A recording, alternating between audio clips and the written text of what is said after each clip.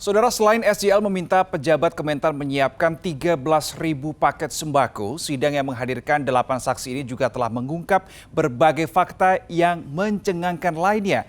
Mari kita lihat satu persatu, saudara. Terkait dengan fakta lainnya yang terungkap dalam sidang Syahrul Yassin Limpo kemarin, yakni adanya temuan kwitansi Kementerian Pertanian sebesar 850 juta rupiah. Saksi yaitu Kabag Umum Dirjen Perkebunan Kementan Sukim Supandi mengatakan kalau kwitansi Kementerian Pertanian itu diduga mengalir ke Partai Nasdem. Sekali lagi masih diduga. Kita bergeser ke informasi berikutnya, ke fakta lainnya, yaitu SJL ini juga meminta anak buahnya untuk membayar biaya renovasi kamar anaknya.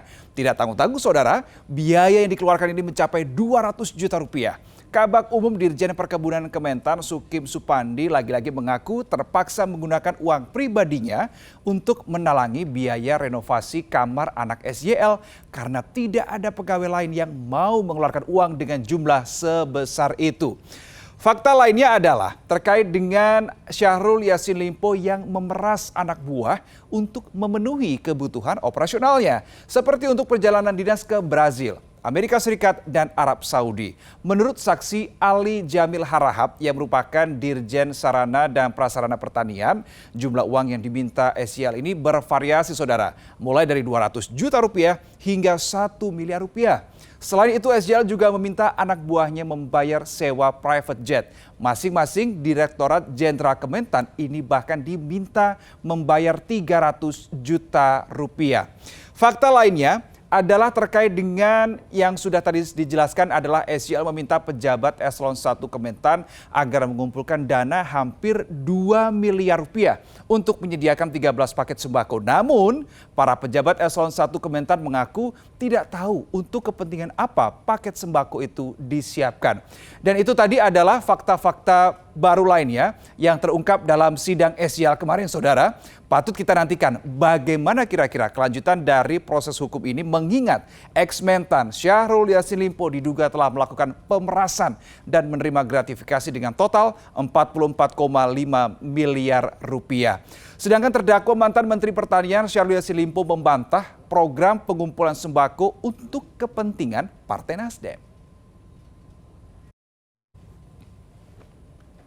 Menanggapi kesaksian 8 anak buahnya di Kementerian Pertanian dalam persidangan di Pengadilan Tipikor, Syahrul Yassin Limpo membantah pengumpulan paket sembako untuk kepentingan Partai Nasdem.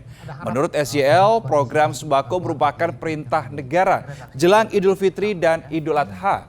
Selain itu, menurut SJL tidak hanya Kementan yang diminta menyediakan sembako, namun juga sejumlah kementerian lain yang terkait. SJL bahkan juga menepis adanya permintaan dana dari Badan Pemeriksa Keuangan atau BPK agar Kementan mendapat predikat wajar tanpa pengecualian atau WTP.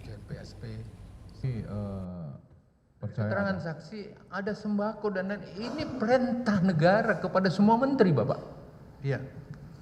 Untuk sebanyak-banyaknya, apalagi dalam rangka Lebaran, Idul Fitri sampai Papua.